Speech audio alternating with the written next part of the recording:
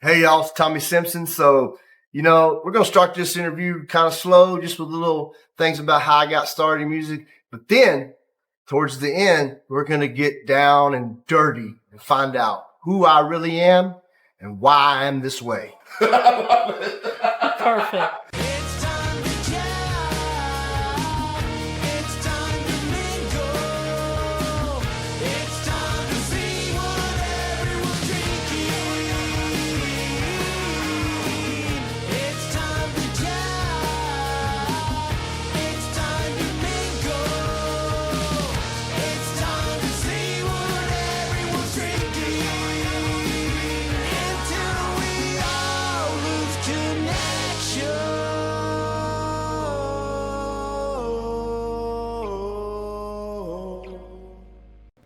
Hey guys, Boston Chris here with the Boston Chris podcast, and you are tuned in to another fabulous episode of the podcast this week, featuring my buddy, singer-songwriter Tommy Simpson from the Lufkin, Nacogdoches area of Northeast Texas, which is about 2.5 to 3 hours southeast of where I am, a little bit north of Tyler.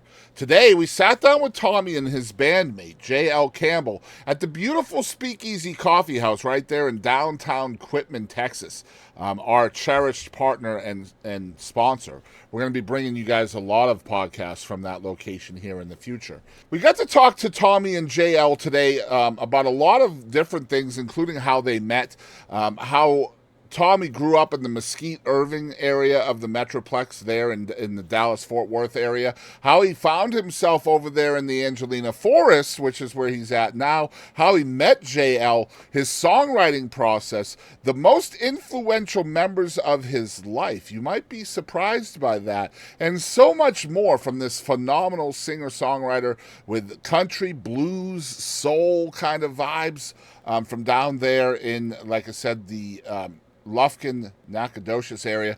We're really excited to talk about Tommy. He's a really interesting cat in that his songwriting process is a little bit different than other people. And you guys might be interested in that. Excited to bring to you Tommy Simpson, J.L. Campbell, live from the Speakeasy Coffee House. Here we are. Hey, y'all, this is Chris Edwards. Thanks for tuning in to the Boston Chris podcast. Hey guys, Boston Chris here with the Boston Chris Show, and we have a fabulous guest on the 37th episode of the show already.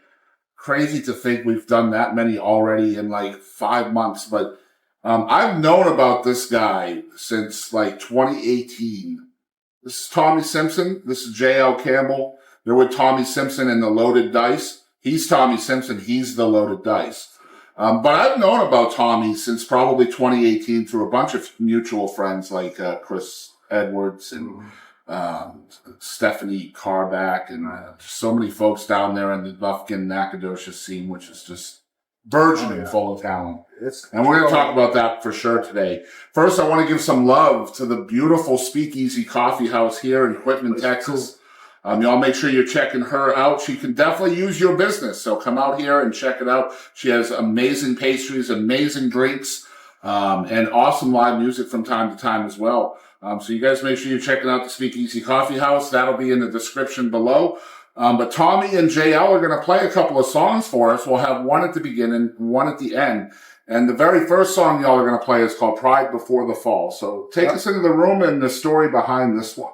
Well, it's funny because we happen to be on the way to my family's house for Thanksgiving right now. And about 3-4 years ago, can't remember exactly when, I wrote this song, Cry Before the Fall, on Thanksgiving. Everybody had gone to bed after the big meal and all this. I went to a trailer just right outside the house, sat in there and just started. I had the idea I had the subject matter in my mind, just I hadn't never tried to put it down on paper. So I just was in there picking a little guitar, and next thing you know, I stayed up all night long, and by the morning time, I had it pretty much finished. Yes. And so where was the inspiration behind this one? There was a lot of things, but it come from a really good friend's daughter who was in a relationship that was unhealthy, and where she would leave him and then go back to him, and then it was bad, and she'd leave him and she'd go back to him. And I just thought how that was a bigger issue than just her specifically. Everybody's done that. But anything in life, that you're stuck on, that's bad for you. it's not working out, and you keep going back to it. It could be anything. Typical addiction. Yeah, addiction to anything. Yes. Yeah, guys, we're excited to have Tommy and JL on the show. Again, episode 37 already, and featuring live music this time. We've got Tommy and JL doing Pride Before the Fall. Y'all check it out. 4.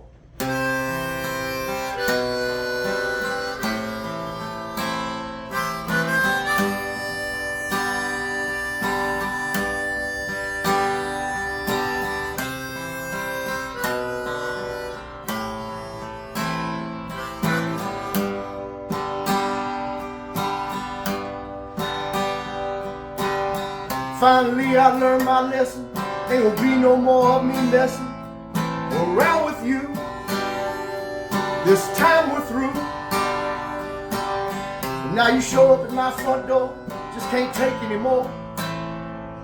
Your wicked lies, two-faced alibis. You just push me aside, take a few strides. Now you're in my room. What are we gonna do? And I know I said I wouldn't do it again. Lord, this is my last sin. As I lay on the bed, best I ever had. Your love takes me away. I tremble at the touch of your hand.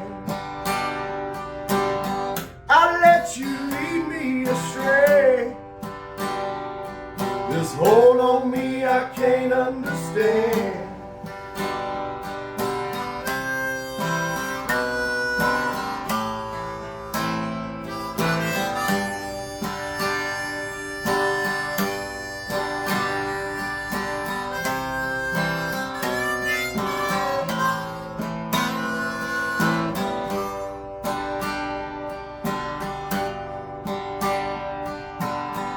So I let you back in my life with all your stress and strife. What the hell is wrong with me? Why can't I see? The writing on the wall said pride come before the fall. Oh Lord, what if it's true? What am I to do? So I just sing a new song as I'm getting strong. I put you out my head as if you were dead. Your love takes me away. I tremble at the touch of your hand. I let you lead me astray. This hold on me I can't understand. No, this hold on me I can't understand.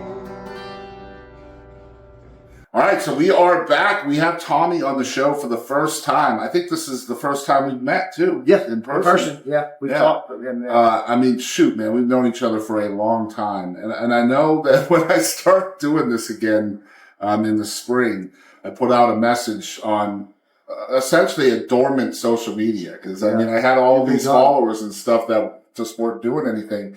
And I put out a post just out of nowhere after a year of not posting anything. Yeah. I said, if we did podcasting again, who do you guys want to see? And Chris Edwards was front and center. Tommy Simpson. Yeah. I was like, golly, that would be a good idea. And it took us some time because of some logistic things. And you're in Nacogdoches. Right. We are a little bit closer to Dallas. So yeah, and you wanted to do it in person. So. Worked out perfectly. Yeah, so it works out. You guys are coming this way anyway. Just on the way home. Yeah. And for those of you who may be watching this way later in time, it's the day before Thanksgiving. And there's a lot of stuff happening here at the Speakeasy where she's kind of retrofitting the old listening room into an apartment. So we're kind of sitting in amongst all of the craziness here. It's a nice apartment. Yeah, it's going to be dope up here. But again, y'all check out the Speakeasy. All right, so if you guys have been following the show, then you know my theme song has a line in it. Now, I got to tell you guys, we met a band from Massachusetts called Adios Fatso. And this band got created over the pandemic. Okay. And so what they did, one of them lived in Massachusetts and one of them lived in Colorado. So what they would do is they would write a song every day. And one would send it to the other one and they would add their different parts to the songs. Because it was during the pandemic and it was Instagram and TikTok heavy and all the short form content, all of these songs were super short.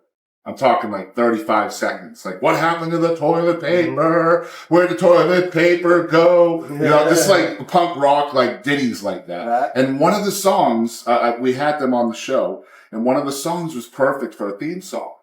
Except the line is, we're going to find out what they're drinking is one of the lines in it. And I wanted it to be what we're going to find out what they're thinking. Yeah. Which would make better sense for a podcast. But I couldn't get them to change it. So now I have to ask, what are you guys drinking? Well, mostly single malt. So mostly single malts for me. Yeah. He drinks rye. Which good intro for me to plug.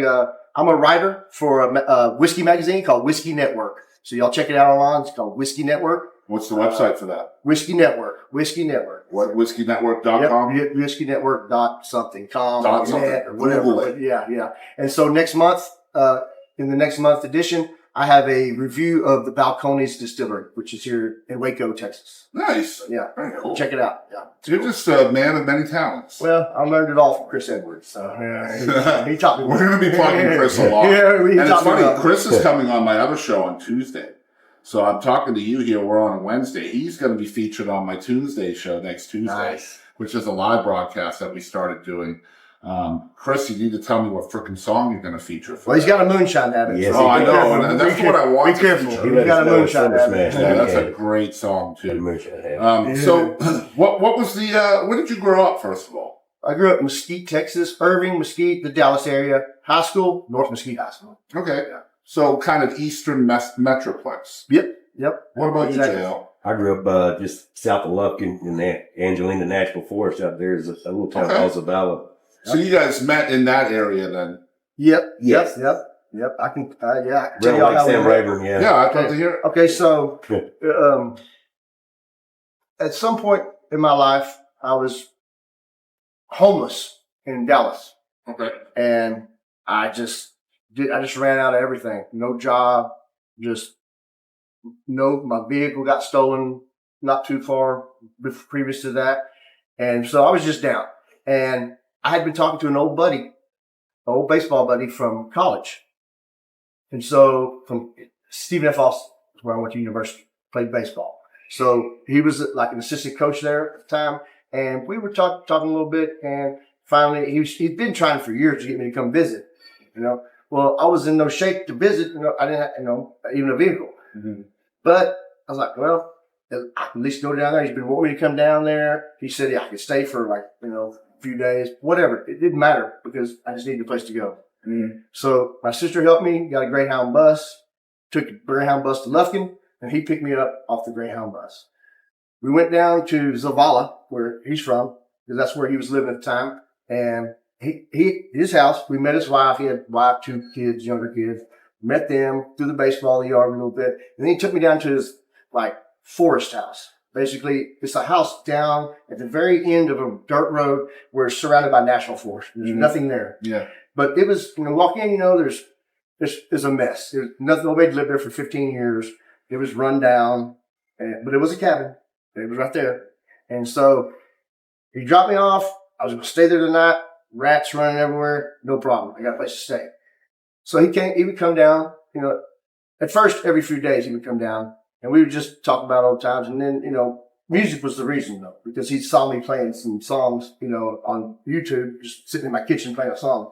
So we started writing songs. And I was like, hey, can I stay here longer? He said, man, you can stay here as long as you want. You can write those songs.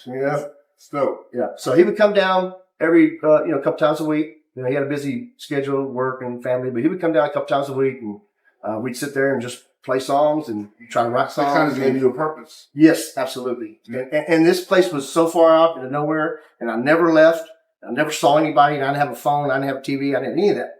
He brought one time. First, he would just bring me a big bag of rice and beans, and then one day he was in the parking lot of La Michoacana. Some Mexican was selling chicken leg quarters, and he bought 50 pounds of chicken leg quarters.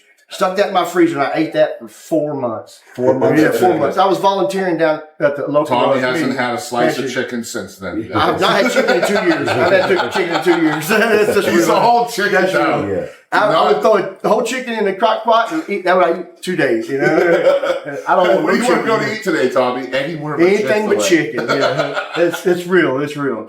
So Oh anyway, man, the struggle is to real. jump to JL, Christmas comes around, and I had just met some other people through my friend Kelly Dickinson, the man that picked me up, the old buddy. The mayor. Yeah, the mayor. He was the mayor of the town down there. Anyway, so at some point I had to get a job. I couldn't just be down there forever. After about 3 or 4 months, I think it was 4 months I was down there, never leaving, not having anything and no money and nothing. So 4 months over, he had a friend who's a carpenter, had a business. He brought me down. I was able to be a helper and just get a little bit of money. Well, I went over to his house for Christmas because they were nice people. I would hang out on the porch with them and play music. It's all about music. Everything I know and everything I've done is all because of music. It helped, the people and all that's because of music. So I go over there for Christmas, I ain't got nowhere else to go. I go over there and sitting in the kitchen and I'm playing some songs and I'm playing some originals because, that's pretty much what I do. I do some covers, but I'm about originals. Live, half and half, so we can get the crowd involved. But I'm about playing originals. So I'm playing an original. It's called Twice Broken Cross. It'll be out, I don't know, next year. Great song. It'll be out next year. So I'm doing Twice Broken Cross. And I nursed him before. He's there with a girl that's cousins of my boss's wife. Cousin. Okay, so it's all I've there. known all my life. They're all from Zavala. Yeah, we So all grew up together. he's known them forever. Yeah. Well, he hears the song and he's like, wait a second. What song is that? Who does that song? I was like, oh, I do that song. That's my song. He goes, no, seriously, man. Whose song is that? I said, no, seriously, that's my song. I'll play it for you again. You can look it up. Try Kind to of find great out. feeling. Yeah, that is a really good feeling. I think better is when like a person cries out of just emotion. Evoking emotion. Yeah, and that's good too. And when children at shows dance, yeah. that's the top level. And then sometimes they'll draw a picture of you and come bring it to you. Yeah. That's the height of playing music, by the way.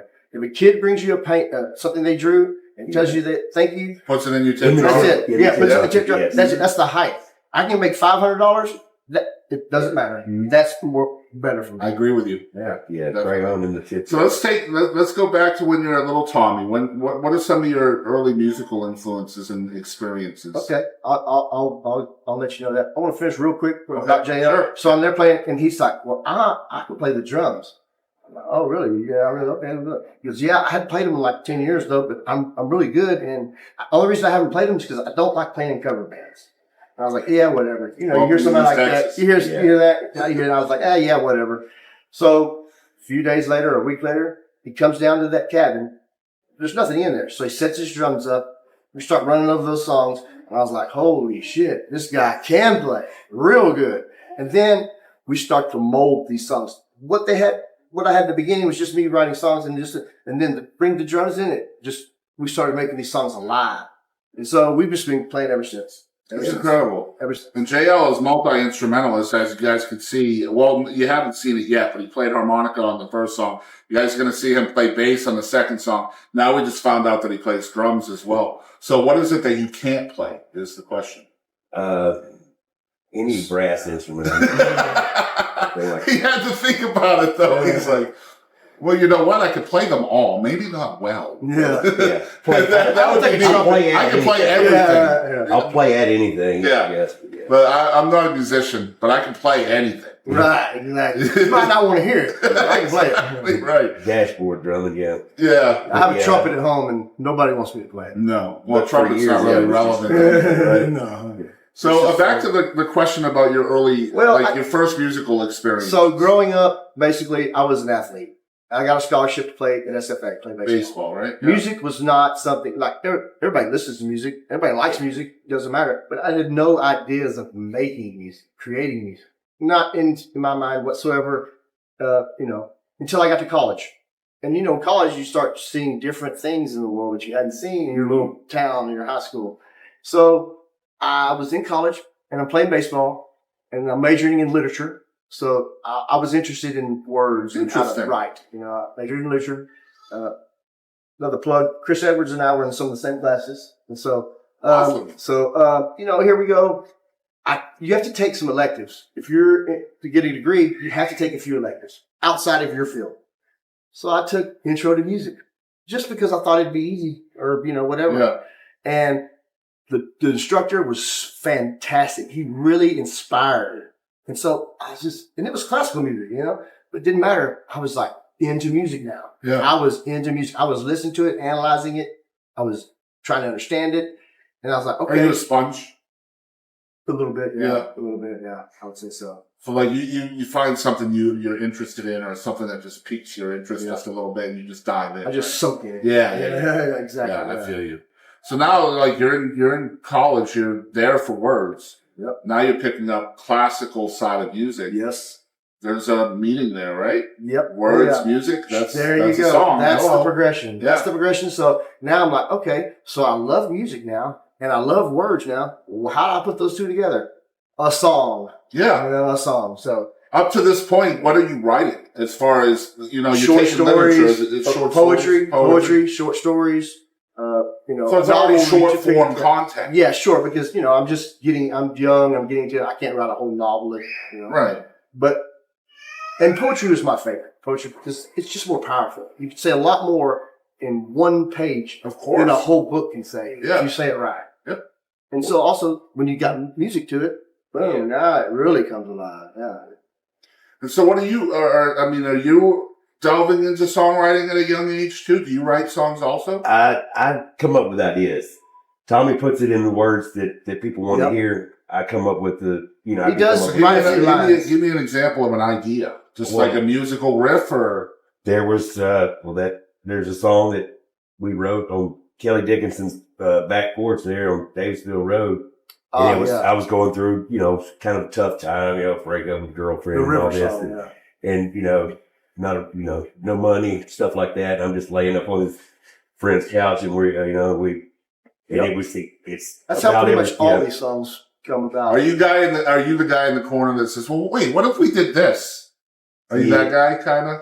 At times, yeah. He's the music guy. Right? He knows a lot about music and how he wants it to sound, and he's good at it. So that's what he does. Now, he does have a few lines in some of the songs. It's like, I'll be struggling to get the perfect, I'll have the song finished. But there's one or two lines in the song that are just weak. Yeah. They need improvement. And I'm trying to improve it. I write a line. No, they don't. And then he'll come to me and say, hey, try this line. And that's usually what stops a song from being complete is just one line. Oh, I've had a song that was 90% complete. Years, yeah. It was set for 2 years. He came, 2 lines, song's done. And just having an outside the box perspective. I've heard that so many times in the world of songwriting. There's a lot of songwriters out there. Tony Arata is a good example of this, who wrote The Dance. Yeah. He does not co-write at all. He does not like to co-write. So when he's co-writing, he feels like he's just not adding anything because he doesn't like that, right? But he's 100, like The Dance is a 100% right for him. There's no other name on the song but his. So when he is struggling with that last 10% of the song, he typically just has to get it from himself or he shelves the song.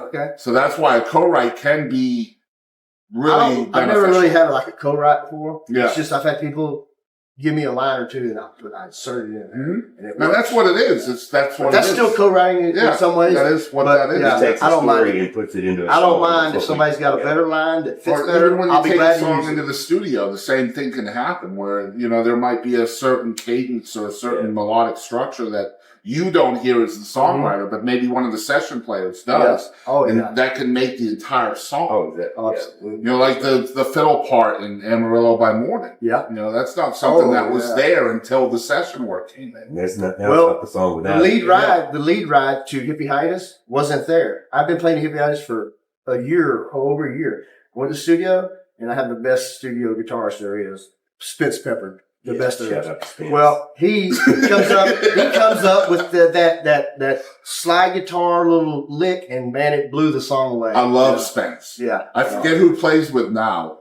I think it's Scotty McCreary. But Scotty McCreary, you got it, yes. Scotty McCreary. Spence Pepper back in the day, but right before he got with Scotty, we were supposed to do an interview with him, and then he went on tour. He's an incredible human being and an unbeatable guitar player. Incredible. But even better human being, though. Yeah. I haven't met him in person. Now, I'm glad you dropped his name, because now I can reach back out and attempt to do that. Definitely. But yeah. And of course, you've been recommended to me by so many people, like, Joe Morales as well. Oh, yeah. Dropped your name to me, as well as a bunch of other names from the area. And that's the cool thing about doing podcasting, especially in East Texas, is once you start doing it and people start realizing you're doing it, you start getting all of these incredible names that are just right under your nose that you don't even know exist. Now, you guys talk about original music, and that's where you guys both kind of gravitate towards. Absolutely. We have that in common, big time. Yeah. However, we live in East Texas. Yeah. And I don't like to throw East Texas under the bus very much. But when it comes to original music, the 903 is not really known for original music. They don't want to hear it. And it's not the artist's fault. It's typically the venue's fault. And if it's the venue's fault, it really boils down to the listener.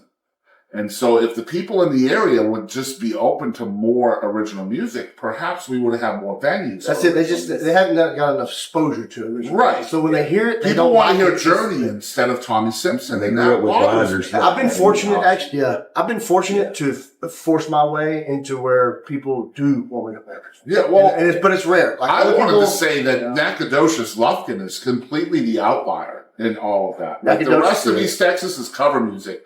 But you get into Nac and Lufkin, and it's predominantly original. Nacogdoches is a very friendly town for music. Yep. And original and alternative type music, art, all that. Nacogdoches. Some of the best original music artists I've heard in East Texas have come right out of Nac. I call it Redneck Austin. Anna Stockdale is a good example. One of my favorite artists ever comes from Nacogdoches. From that area. Who? Anna Stockdale. Oh, yes, I know her. Yeah, she's not doing it anymore, sadly, but one of my favorite songwriters, right from Nac. And there are incredible songwriters all over East Texas that we wouldn't even know they're great songwriters because they're playing cover music all the time.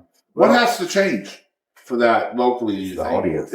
Well, you know what? The audience is going to be who they are. And this is what we did. We went very first show, second show, third show, we didn't care. We're playing originals. We're going to play half covers, but we're going to play half originals. And if you don't like it, fine. We're going to do it anyway. Yeah. Whether you like it or not.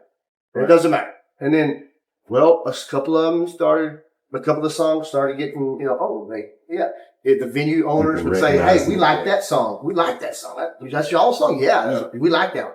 And so we just basically, doesn't matter if what y'all want to hear. I get this a lot. People come up and request a song. I'm a little nicer than I used to be in the beginning. But first of all, you didn't put no money in that tip jar.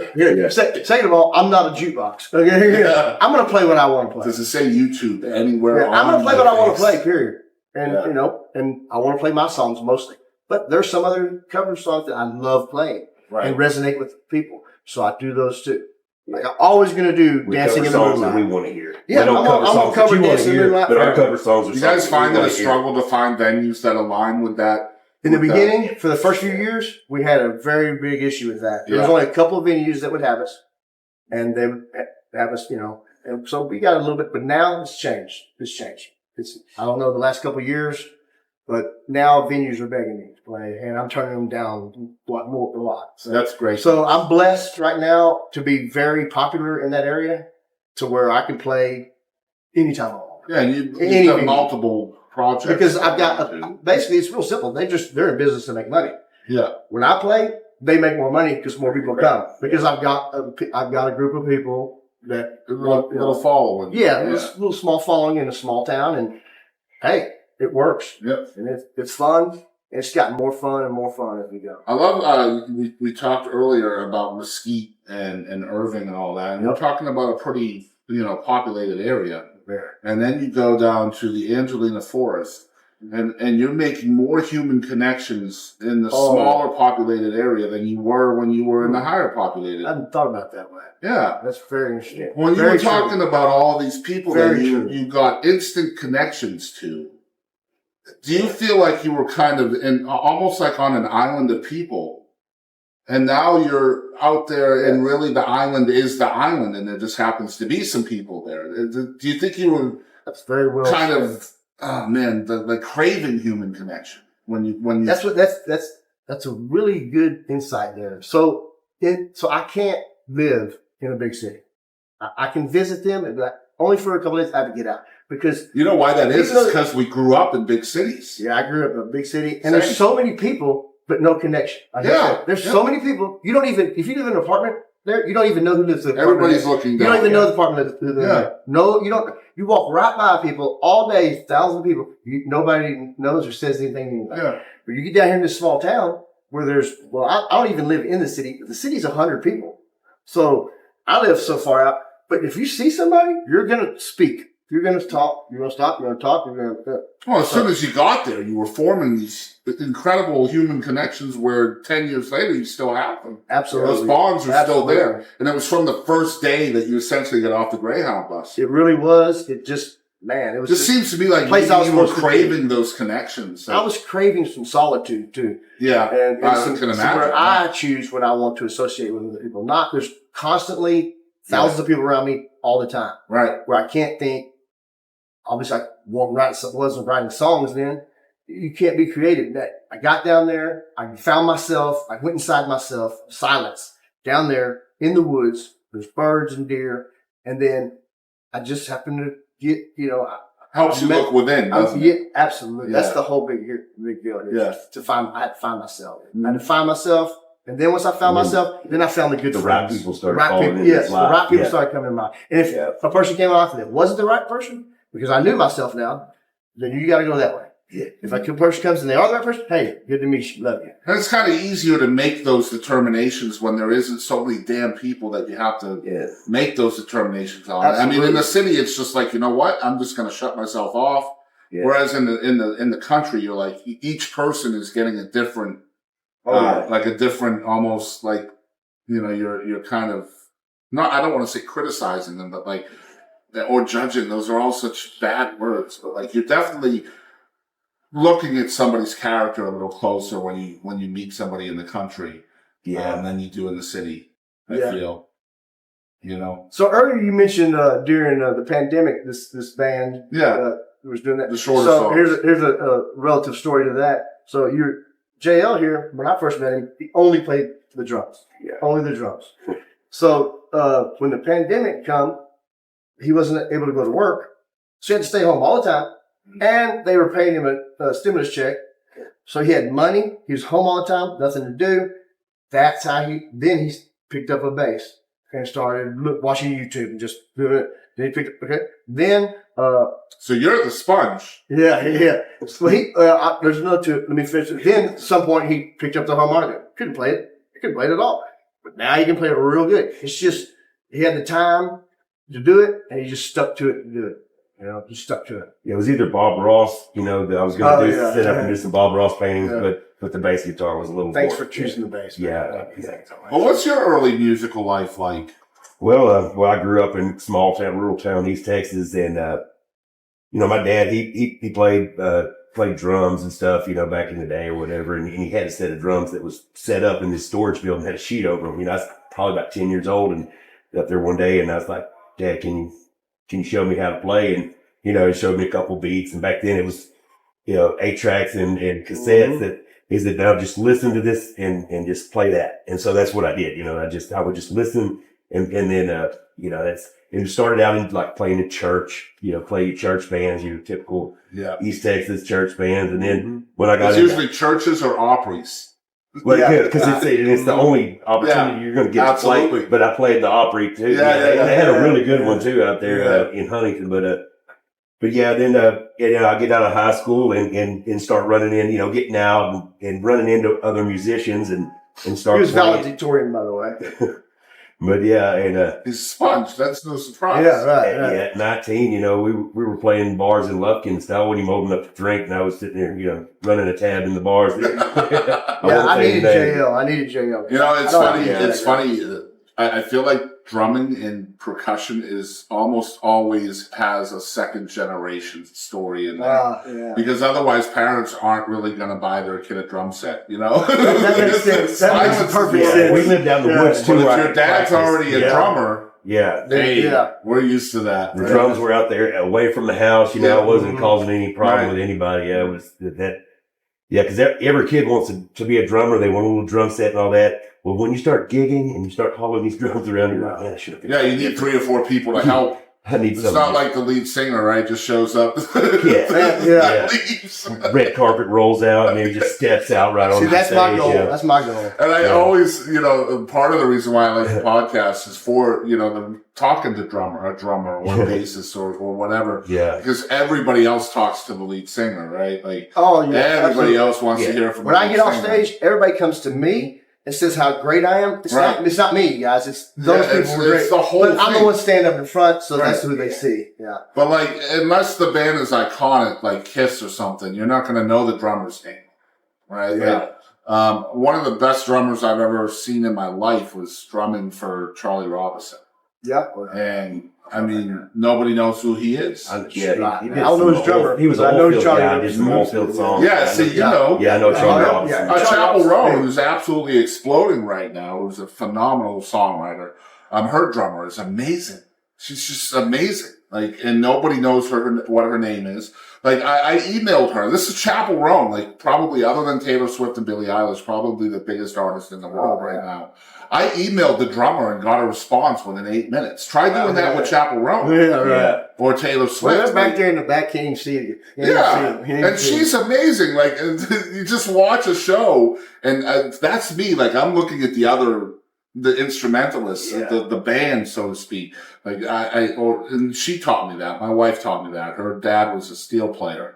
So he was an accessory player. Yeah. And so she taught me how to really pick out the different pieces of the band and not just to pay attention to the lead guy or so I love how he said that you were not wanting anything to do with cover bands.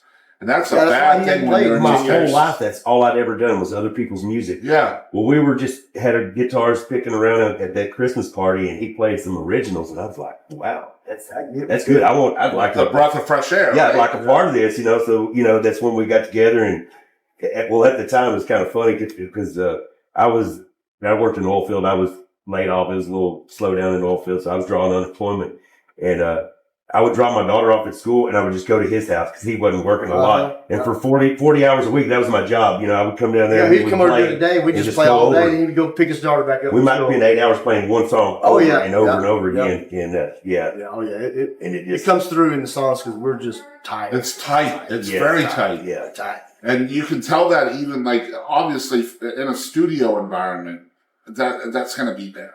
You know, unless you have just a producer that has. We record live. But like, that's what I'm saying. Like, you watch your live shows, you would never know. We record live. Difference between that and the studio. then layer on top of it. Yeah. We record the song live because we're so tight, drum and guitar. We've done it so many times. It's best just to go live. Yeah. So we can play off each other. When was the moment for you? Now you're in college. I know this is kind of all over the place. It's okay. I'll wrap it up somehow. Mm-hmm. But you're in college, you've got words, you've got this intro to classical style music. Yep. When in your life do you feel like this could be more than a hobby for you? Man, I'm like 19 years old or something like that, and I go home back to Mesquite for Christmas or something, probably Christmas. And I told my parents how, I was liking music and I wanted to play guitar and all this. They took me down to a pawn shop, bought me a $100 pawn shop guitar. An acoustic guitar. Took it back to college, trying to learn how to play. It's not easy. You don't know any musicians. I'm not a musician. I don't have music. I did meet one guy who was a musician, a guitar player. You didn't have YouTube back then either. No, I know. YouTube would have been great. Yeah. But I had this one guy that played pretty good, and I would just go over to his house and try to play it. And I was terrible. Thank you, whoever your name is, I forgot, but thank you for putting up with me because he was good and I was terrible, and he would just let me play with him. And so I just kept playing. And then at some point, my life changed. And for 10 years or so, I didn't even pick up a guitar for 10 years or so. Then I saw And I saw Jason Boland play live one time, and I was like, whoa, dude, this is incredible. I can do that. I mean, I got me a guitar again and started playing again. And, I knew the chords. I didn't really have much of a rhythm, but I just kept doing it. And I couldn't sing at all. I mean, I would sing and people would say, please don't do that. Please stop. Were your influences mainly country? Was there? Because I see so much soul and blues. And yes, I listened to blues. Was my first thing. I was into Robert Johnson and Son House, and back in college, that's who I was into. But I was also into like Pink Floyd and the Doors and Led Zeppelin. So I came from more of a blues rock. And then, like I say, Jason Boland, he showed me that, we can go this way too. So then I started putting it together. Blues, rock, country, and putting them together. When did you start songwriting? Well, I had wrote one song in college. Not like a whole song, but I just started writing. Yeah. I just started. And it was not a real song. I still sing a couple lines of it just for fun in a song. It's a blues song, just straight 12-bar blues. But really, then, after I see Jason Boland, I probably was 30-something years old at this point. Yeah, I'm 30-something years, 35 or something. And I see Jason Boland. I was like, whoa. Then I started getting involved in that scene, that Red Dirt scene. I would go see all of them. Stony the Root, Cross Getting Ragweed. And I was studying these people. I'm studying them. And I would go home and I'd try to play their songs. And I would write songs. Now, obviously, because of poetry in college, I already had an idea of how to write a song. It's just like writing a poem. Exactly right. A poem is a song. So I'm trying to write songs. But you got to have rhythm and you got to sing to it. So it makes it more difficult. I just kept doing it. And they all sucked I wrote 20 songs and they all sucked. And then finally, they didn't suck anymore. Okay. So how'd you get through that? Going from sucking to not sucking? Just continually doing it. Repetition. And it doesn't matter what anybody says, because they say it sounds like shit, and they leave the room and I start playing, fine. And so your influences at that moment in your life are Red Dirt, right? Yes, that's what you're seeing. Red Dirt. When you start songwriting, is that what's shining through, or are those blues influences coming through? That's there in me, so it comes out. But I'm trying to write songs like Jason Boland and Crush Getting. I'm trying to write songs like that. Yeah, because that's the beautiful thing about songwriting is you can be inspired by something in the moment. Yeah. Right? Like you could be listening to, just pick anybody, right? Ray Charles. You could be listening to Ray Charles, but if you have a Southern rock background, then your Ray Charles writing is going to have some Southern rock vibes. That's the beautiful thing about music. So the songs that we cover are not the normal cover songs. Like I cover Colors by Black Pumas. Yeah. I color songs by like Curtis Mayfield. I go. What's the strategy in that? Just picking those songs. That's what I like. Yeah. And that's what I like. And then the funny thing is, I don't sound like Curtis Mayfield, but when we put it together, people think that's my song. Yeah, absolutely. And they said, wow, that's a great song. They haven't heard those songs before. Or they haven't heard it in 30 years. Leon Russell. We do Leon Russell songs. Yeah. We do what we want. And so, but people think I wrote them. I say, no, it ain't me now. But I sing it a little differently. I make the songs my own. And that's when you can tell a good songwriter is when you go to a show and you can't tell the difference between a cover song and an original song. Yeah. That's when you know you have something. Yep. My new lead guitar player, Jason Swan, who's amazing. He's 25 years old. He's already an incredible guitar player. So whenever I first talked to him, somebody gave me his reference and I talked to him. And I said, we play originals now. You check them out on Spotify, YouTube. They're on all streaming sites. Tommy Simpson and Loaded Dice.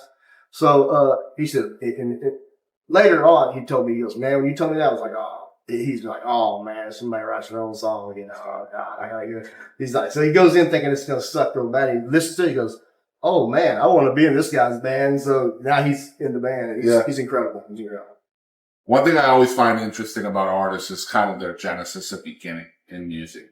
And then kind of trying to look back over, decades of reflection of how that ended up happening or ended up shaping you now.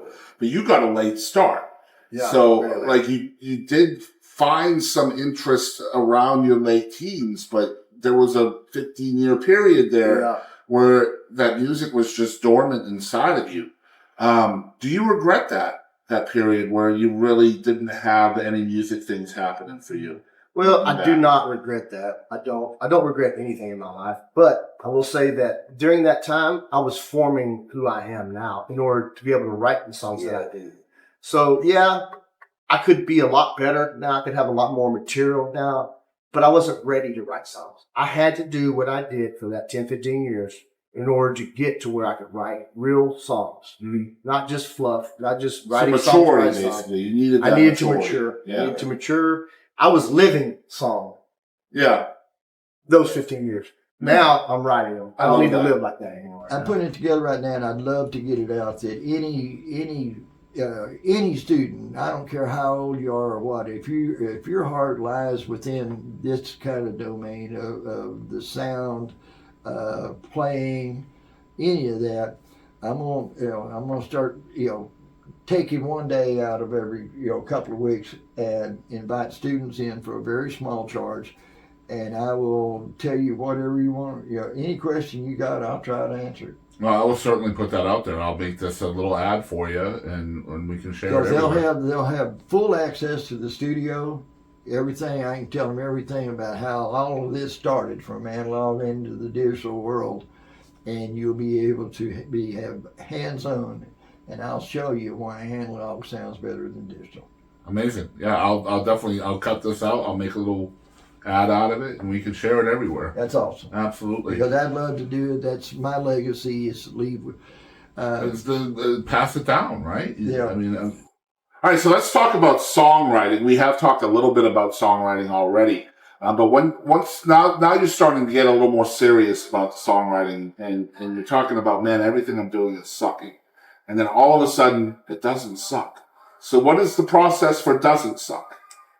I don't have any kind of formula or process. It just happened organically, but I can tell you how it happened. So yeah, I get off the Greyhound bus. Now I had been playing guitar for a couple of years before that. At least a couple of years, maybe about 4. Like I said, there was that 10, 15-year period where I didn't. Right. And then I saw Jason Boland started it again. And so I get off the Greyhound bus, we go down to that house, and I think, the problem, the obstacle with me writing a good song was just didn't know what to talk about. I would try to write songs about me or about, it just wasn't working. Yeah, it wasn't working. Now later it started working because I knew how to do it. But I was then able to express myself about my life, about me. I was then able to do that in song form. Trying to make that relevant for other people is a struggle. Yes, yes, absolutely.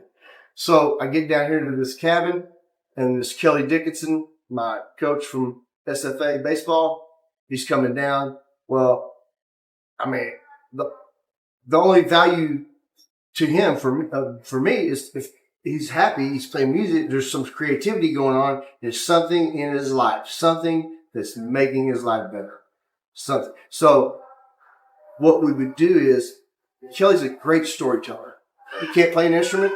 If he sings, Gabriel's wings will fall off. Yeah. You know what I'm saying? He don't want to sing, and he can't play an instrument. He's a politician. He was the mayor of Zavala at the time. He can tell a good story, and he's got a lot of it. The guy was wild, and the guy was, Anyway, he just did a lot of things.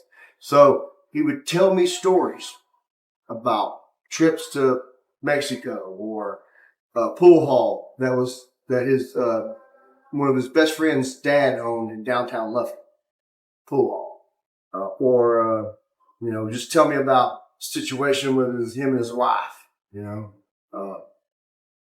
Just telling me stories. Just coming down a couple times a week, 2 or 3 times a week, staying for 3 hours. He'd bring a 6-pack of tall boys because obviously I ain't got no money in the car. Can't drink it all. Can't drink it. He'd become them tall boys.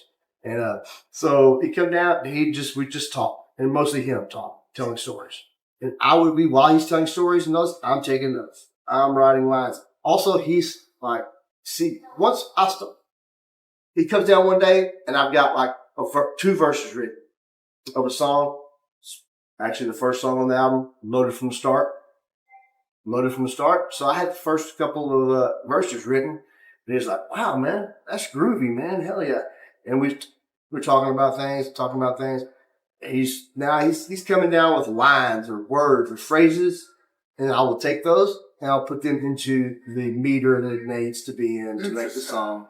And so the whole first 6 songs or whatever, all him telling stories and me writing down somebody else's perspective. Yes. That's interesting. Yeah. And most of my songs are that. Now the Hard Way, when you said you liked a lot, the Hard Way, that's me. Yeah. I wrote that about me. But I didn't write that till 2-3 years later after I started writing these songs with him. Yeah. So he tells stories, I write songs, and then he's a coach. Remember? Yeah. He's my coach. So he would come down, and this is a key thing if you want to write a song, and it'd be good. Well, it doesn't sound good the first time, or the 5th time, or the 10th time, or the 20th time. You need to get to about 100 times of playing this song. Yep. You need to play this song 100 times. And that's what he did for me. He said, play it again. And I'd play it, and I'd be like, okay, so play it again. I said, well, give me a beer. I said, oh, here. Here's your beer. It's the coach, the repetition. Here's a beer. Play it again. Keep hitting them another ground ball, another ground ball. So I'm playing the songs over and over, and they finally start getting good. I start to get to where I can play them without thinking about words. Muscle memory. Yes. Yep. So now they're getting good. Subject matter is good, interesting. I can deliver them better, interesting. Still, I'm amateur at this time. I'm 6 months into playing. When I get with him, we play our first show. I'm an amateur. He's not. Now, like you said, he grew up playing. Right. He was already. So he carried me for the first year or whatever. So there's a great question here. So you're writing from another perspective. Yep. You have written from your own perspective prior to that without really any success in it. Exactly. But now you're taking these stories that you're being told and you're turning them into something that is being a little bit more sought after. Yes. What does that teach you about being able to write from your own perspective and being successful? I've never really thought about it like this before, I just write songs. But it is true. When I change the perspective to other people, I guess it's just, because I have to tell you, usually it's the opposite of that for songwriters. Yeah. Usually you have more passion in your own story than you do somebody else's story. Yeah. And that resonates with an audience more. With you, it's been the opposite of that. And now I just figured out, I think, why. I think it's because I was able to be objective. I was able to be an observer. I'm just an observer. I'm telling the story that I'm seeing. When it comes to me, now that we're getting too subjective, I'm unable to tell you because... Is vulnerability part of it? I'm not sure, sir. Vulnerability. It's my life is a little bit extreme. Yeah. And I don't think it makes for good songs unless I can really figure out a way to do it. But for the most part, it's not what people want to hear. It's more like bragging. Is that you thinking that though? It's more like bragging when you sing about experiences. Yeah, but is it just like a lack of confidence in your own story? No, it's absolutely not. It's an apprehension that this story is not for public consumption. Okay. Yeah, this is a story not for public consumption. Not everybody can listen. But if you listen to my songs, you'll get my story. It's there. There's little pieces there. You'll get it. Hard Way, you got it. The Hard Way, you got it. The Hard Way, you got it. Some other ones. A few lines will be me. The rest will be somebody else's story. I always put myself. It's kind of serendipitous that you're writing articles now for a magazine as well. You're telling somebody else's story. Yeah. Again. I'm just that's the way I can tell the story the best. What an interesting. I'll drop myself in those songs, but I'm not the subject of the song. All of our originals are about somebody we know or our experiences. I've got songs I've written about had. The guy I was working for that I said I went over for Christmas. And that's where I met him. Yeah. I've written a couple of songs about him. I've written songs about Kelly's wife. Noteworthy or crazy. We'll write a song. I've written. In a way, you guys are desperately needing somebody's story. Like always, you're probably always asking folks questions. Well, here's the game. Interesting people we do. Yeah, I warn everybody I talk to. I warn everybody that hangs around me. I warn them. I say, okay, you want to hang around me? You want to be around me, right? You want to be around me? Hang around me? Listen, just understand that there's a good chance there'll be a song written about you.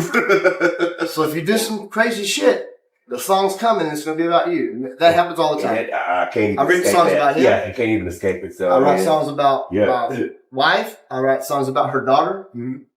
I write songs about anybody. If they do something that's interesting, I'm going to put it in a song. All right, so last question about the songwriting. I love the fact that I'm making you think. That's the story of the show.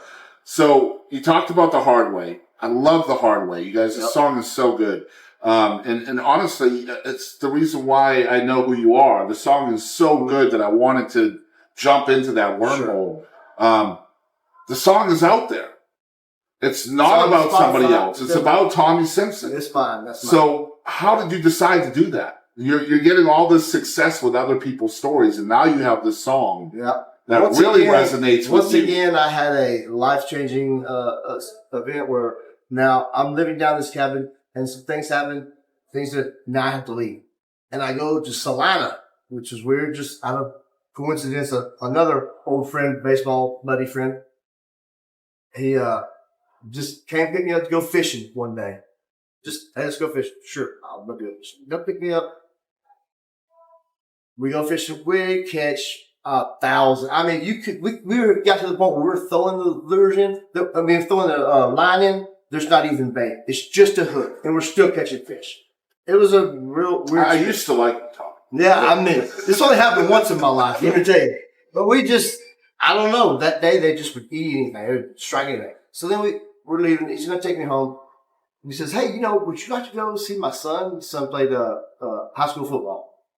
He was running back." He said, "Would you like to come see my son play football and that?" I said, "Well, hell yeah, I'd like to."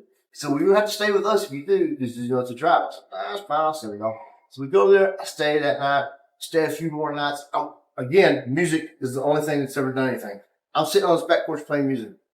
The guy next door looks over the fence and says, "Hey, can I come over there? I got an 18-pack of beer." And we're like, "Yeah, come on over." So he comes over there, and I'm playing, and he likes the red dirt. I can play wall, so I just play all night long. And it turns out, over the next few days, turns out his wife had just recently left him. He had this big, nice house, and it was lonely, and had an extra room. He said, "Hey, you can live here." So boom, I moved into that room. So now I come to the heartbeat. I hadn't written a song in a while. I'm in my room. I'm talking to my friend Brad Moore. And he says, "Man, try this new chord progression that I've heard and working on. It's just real simple, but it sounds good together." I say, "Sure." And we're talking.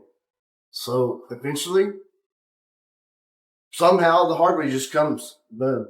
And I wrote The Hard Way there in Salina. I hadn't written a song in a while either. It's been like months, 6 months probably since I've written a song. Bam, The Hard Way came. It came quick and just grew.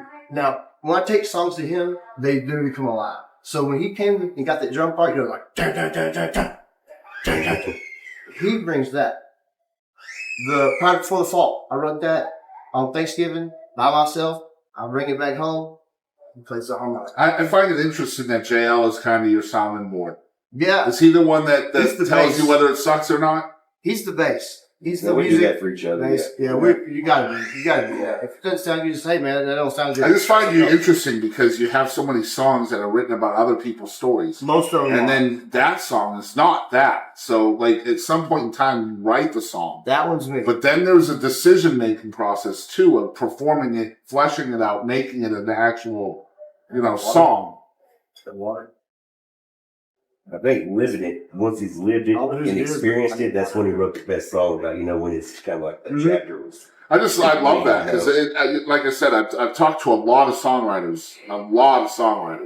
That's very unusual for that because usually you find more passion in your own stuff, and that's what shines through to an audience. For you, though, it's really the passion of telling somebody else's story that shines through. And he takes the story and makes it where you want to listen to it. I mean, right. Anybody can tell stories, but, right. but it takes something special to take a story and make somebody want to stop what they're doing and listen. The same thing with music. When you kick something off, you want to catch them right then and say, "Hey, I want to listen to this." That's what makes it worthwhile. God, that's good stuff, man. Yeah. That's good stuff. Yeah. Yeah. So that brings us to Hippie Hiatus, which is the second song you guys are going to do today. Now, you're going to see multi-instrumentalist now with JL. He's going to be on harmony and bass for this next. No, you were on harmony in the first song. With the harmonica. This one is with bass. So tell us about Hippie Hiatus. This is a great one. I can hear you. Yeah, this is a great story. So when I was down there in that cabin, for the first time, which I live in that cabin now, by the way. But now it's not a cabin anymore. I'm fixing it up. I have money now. I've got a good job, lots of money. I'm no longer poor or homeless or struggling. For primitive. I'm rich now. Yeah, I have a good job. So anyway, and I work down there in that. So I'm always in that cabin out in the forest. So, but this is back then. I'd only been down there maybe 2 months. I've been there about a couple of months, you know. And Kelly Dickinson, a.k.a. Smotherhook, comes to the house and he says, "Hey, man, remember I told you about the rainbows?" I'm like, "Oh, yeah, you told me about those people you use. Well, you're just like those people, man. You're really getting along with them." I said, "Yeah, I think I probably would." He says, "Well, they're here. They're in Zavala. They're in the forest right now." I said, "Oh, that sounds good." He says, let's go down there and see them." I said, "Well, let's go." So we go down there and get out of his truck, and there's 40, 50 hippies in the woods. I don't know, 40, 50 hippies in the woods. And so I get out, I meet a few of them. They're really cool. I'm like, yeah, we're having a good time. So Kelly says, "Hey, man, I got to run down and get something. I'll be right back. Okay. I said, "All right, sure, man, no problem." He leaves. Well, he doesn't come back for a whole week. Just left you there with He just left me with the hippies for a whole week. Yeah. And so they took me in, you know, I didn't have anything. I wore the same clothes all week. I didn't have any food. I didn't have any money. They just left me there. And they took me in. I was sleeping on a cot behind some guy's van. We were eating good. You know, the Rainbow family is amazing people. They live communally in the woods, and they share meals. They build a kitchen. They're amazing people. And so, hey, I spent a week there and learned the way that they live. And so since then, I've participated in many rainbow gatherings and met many wonderful people. Music is a big thing there too. Music's the connector for you, isn't it? Music's it. That's it. Everybody I know, my wife, I can tell you that story here in a minute. Everything is because of the music. Like I said, my buddy Kelly Dixon picked me up off the ground bus because of music. All of it's because of music. Yeah. The guy that let me live in his house for a couple of months because he heard me playing because of music. Everything. So it's what's in your toolbox. Yeah, that's it. That's my tool. We don't hang out with anybody that doesn't gravitate toward music. You know, pretty much everybody I guitar pulled out. Some sort people that come to that guitar. Well, you look at the whole story, and really, there's 3 or 4 people that were instrumental in who you became now. Yeah, I'm going to try to list them in order here. The guy at college who was better at guitar than you. That you don't know his name. Yeah. And then there's Jason Boland. And then there's J.L. Campbell. Yes. And then there's Kelly Dickinson. Those 4 people have shaped you into the artist that you are now. Yes. There is another Kelly. So after we'd written about 3 or 4 songs, right? Kelly said, "Hey," he'd come pick me up and say, "Hey, I want to take you to my house. My cousin's there, and she's the best singer you've ever heard in your life. And I want you to play our songs for her so she can evaluate them." And her and her husband are there. So this is a woman, Vanessa Childers, who has been a teacher at Central High School, Central High School for 30 years. She's actually. I've seen her in some of your videos. Yes, Vanessa. Yes. So Vanessa Childers, just beautiful soprano. So takes me over there. I'm nervous, man. I'm real nervous. This is a real singer, a real badass. Yeah. And their husband is there, and he sings in the church too. And I play them like 3 songs, you know, and they were like, "Yes, these are really good. You're a really good songwriter." I couldn't sing very good at the time, but she helped me. I sang with her, and she would say, "Hey, do this and with your voice here," and then you a little better. So that helped me a lot. How do you think you learned how to be so moldable? Man, just all throughout my life, I've lived very different lives. Like I've lived in different areas among different cultures. Shapeshifting? Yes, I've shapeshifted. Changeling. All my life. So I can do that musically too. I can play soul music. I can play blues. I can play country.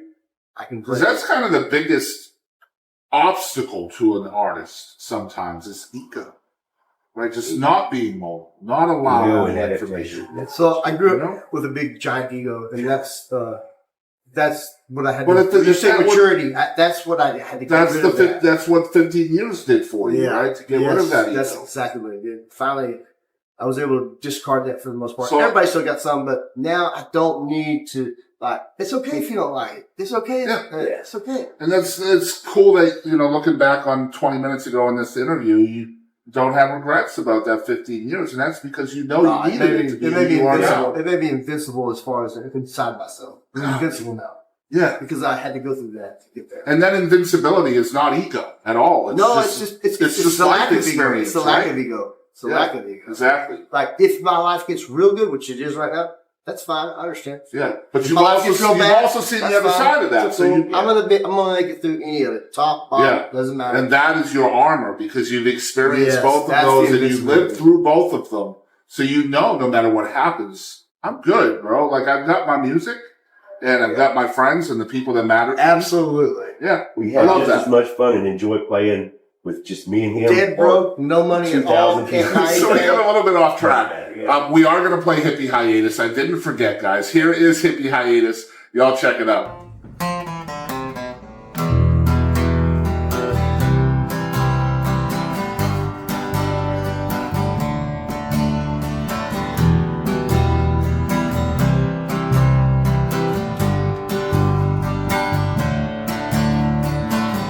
Sit around here every night, singing songs by the firelight. I got some berries, baby, you got your bliss. Come together so we can share this. Got some fam come from San Antonio. They got a lot of mushrooms, they like to sing along. Hey, yeah.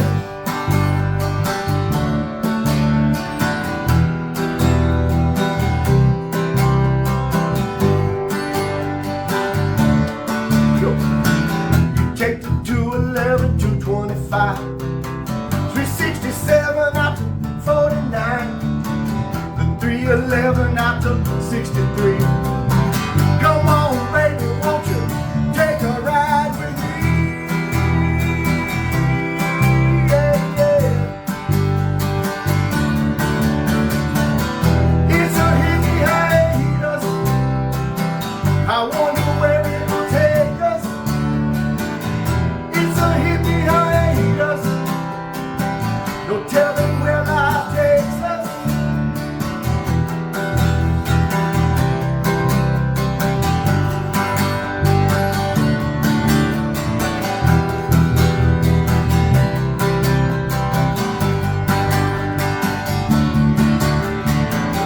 Bonfires in the East Texas pines, through Rocky Mountains and the Carolinas, gas jugging up the Grand Tetons. No matter where you're going, we're always headed home.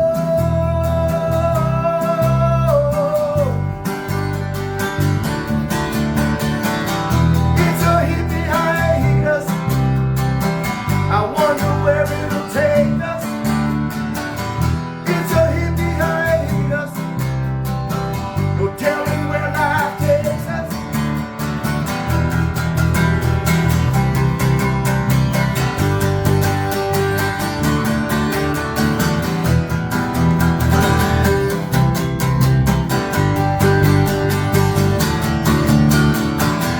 It's a hippie hiatus. I wonder where it'll take us. It's a hippie hiatus. No telling where life takes us.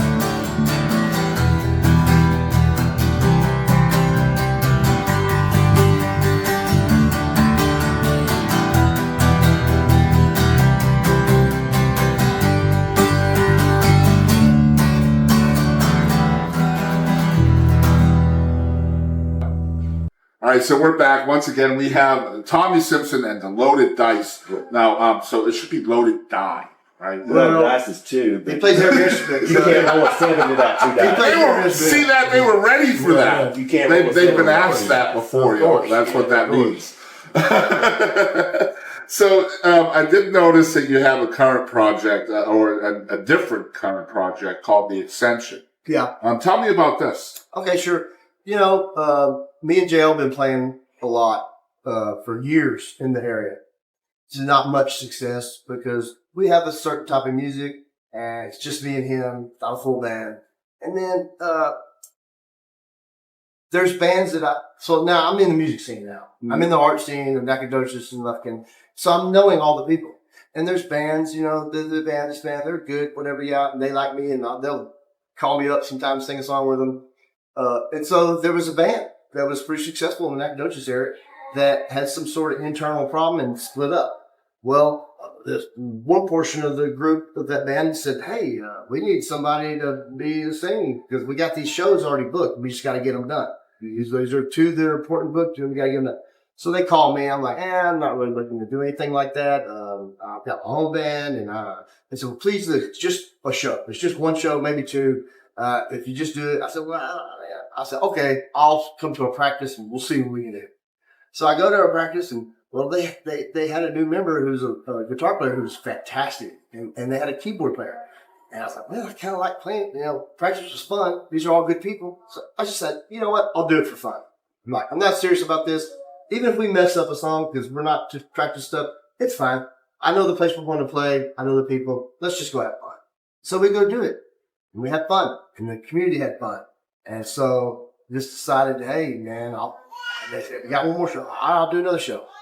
Did that show. And then now it's just an opportunity for me to play different styles with different people and grow musically. And like I said earlier, I can pretty much put the guitar down and just be a front man and sing and dance. Because I dance a lot. I do a lot of dancing. A little bit less responsibility. Absolutely. I can show up. So you can kind of... No, I don't have to worry about the equipment. I'm not the sound. I'm not the sound. I just show up. Yep. Sing. Yep. Dance around. Go the fuck home. Go home. Still making those bonds and connecting with musicians. And I still feel like learning you need and those moments sometimes. Yeah. It just doesn't... Yeah, I understand And I don't that. take it too seriously. We just have fun. I love that. Now, when the Loaded Dice plays, we're hitting every note. We got these songs. We've practiced them up. We're ready to go. It's a little bit more. You do have, I do believe, correct me if I'm wrong, you do have the one album out already, right? I have, basically, these days, you know how albums are. I didn't just record all of the songs and then put an album out. I would record a few songs, put them out, record a few songs, put them out. So there's about 6 or 8 songs that are out now. But you're planning on a record coming up, right? We have more songs coming. Probably this holiday season, because that's when Spence comes back down from his tours. Yep. That's when we tend to record. Okay. So we've got 2 more ready to record. It'd be cool if you dropped my name to Spence. That'd be all right. I'll definitely do that. Yeah. So we're going to record 2 more before the year's end, I think. And so one of them's going to be probably before the fall that we play. Nice. And then we'll see what the next one is. But I've got a back pocket full of songs ready to go. We'll just see when to do it. Nice. And obviously, the hardest thing for an independent artist is financial. Having the money to get the art out there, which I hate. I hate that so much. Sure. Because, in this era of DIY, it is easier to put music out. But absolutely. If you are serious about your art, it is not as easy as it seems. Yeah. Because you don't want to do so much DIY. The old adage. We're blessed to not have to do it for a living. We do it for fun. I'm in a position to where when I first started recording songs in the studio, I didn't even have any intentions of anybody really hearing them. They were for me, pretty much. And I have an opportunity. I know I'm on the inside. I get them very inexpensive relative to what they should cost because I know Spence Bedford. I know Jim Taylor. Yeah. And we have a little small studio. They don't charge me a lot. We have fun. We do it. And they sound great because they're such quality people. They're such quality studio people. And so I'm able to do it pretty inexpensive, like a lot more expensive than others. And I have, like I said, I'm doing good right now. So I'm going to hit you with the last question. And the last one is almost always the hardest one to answer. Because it's also the simplest. You wouldn't believe it. It's such a simple question.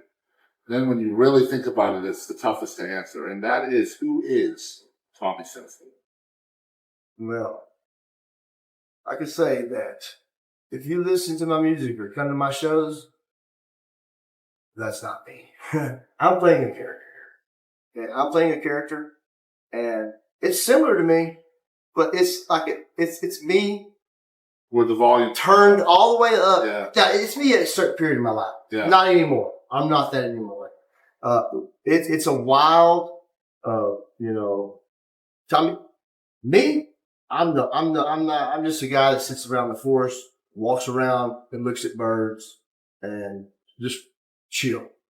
But Tommy Simpson like Tommy Simpson. Well, he's just a wild person, high energy, dancing around, celebrating life all the time to the fullest. Just full on. Extroverted in public, introverted by nature. Exactly. Like, I don't go out unless I'm on stage because I don't really like being around a lot of people. I can't eat at a restaurant. I can't eat at a restaurant with people around. I can't eat. I don't. Heat did that to you, man. It's exactly, and some other things. Yeah. But of course, on stage, I'm comfortable. I'm very comfortable. Yeah. People have stage fright. No, I don't feel comfortable until I get on stage. That's because your love is up there, man. Yeah. That's where your That's love what I is. can express. That's right. So it's me up there, but it's not me. It's a different version of me. Love that. So if you're just learning about Tommy Simpson, Tommy's going to tell you the best way to support him in his art. Hey, if you're close by and you can, come see us play. It's the most fun you'll have. I guarantee it. We dance. We have a great time. Songs are tailored to have fun. As far as you can visit any streaming site, YouTube, Spotify, iTunes, doesn't matter. Download my songs. Put them in your playlist. If you like one, put it in your playlist. Don't just, I like it. Like it. Put it in the playlist. Follow me on Facebook. Follow me everywhere. Hey, just do whatever you can.